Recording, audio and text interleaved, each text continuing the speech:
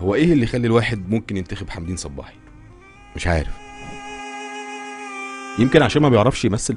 طب لما في مجمع اديان جنب المنتجع يبقى السياحه تنتعش، يعني محتاجين عماله زياده، يبقى بيرفضوا الناس ليه. او يمكن علشان بعد العمر ده كله في القاهره لسه محافظ جواه على حمدين الفلاح بتاع البرولوس والمنزله. هو عامل البرلمان، هو عامل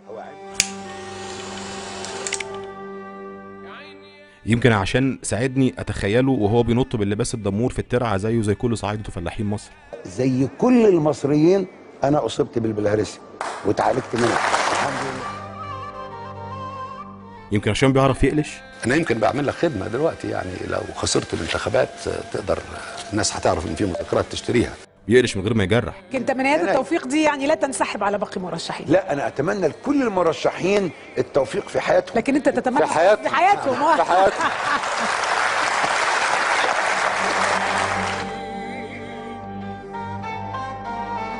او يمكن عشان حورتجي صايع. البلد دلوقتي مش محتاجه مهندسين، محتاجه صيع. ودي مش حاجه وحشه على فكره. انا عايز اسالك امتى التيار الناصري هيتوحد؟ انا اعتقد ان التيار الناصري هيتوحد يوم ما يتوحد التيار الماركسي ان يتوحد، والتيار الليبرالي ان يتوحد، والتيار الاسلامي ان يتوحد، لان دي تيارات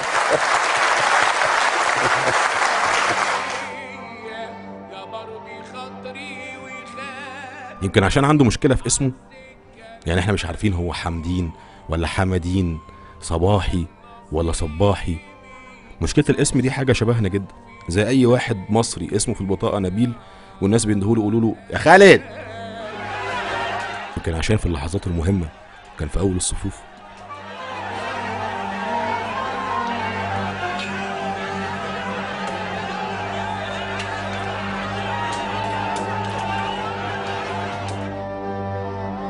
ممكن تكون الناس حاطه امال كبيره على الرئيس اللي جاي، وده اللي محيرها في الاختيار. بس انا مؤمن ان الرئيس اللي جاي مش لبيك خدامك بيك ايديك تطلب ايه، ولا هو.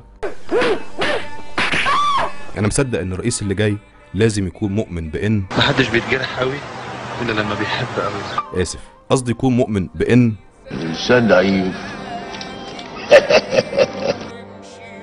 اسف، قصدي انه لازم يكون فاهم ان الشعب هو اللي جابه هنا، فلازم يحترم ارادته. الشعب يريد اسقاط النظام. يا راجل بلاش تهريج يا راجل، اسقاط نظام ايه؟ مش في نظام قائم ودوله قايمه؟ ايه الحكايه؟ اسف. ساحترم اراده الشعب المصري فورا، وسوف اقدم استقالتي اذا اندلعت مليونيات ضدي، لان لا اقبل ان ابقى في الحكم لحظه.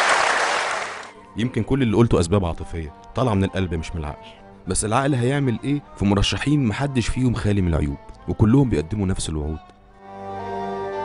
انا مصدق قلب، انا هنتخب حمدين صباحي.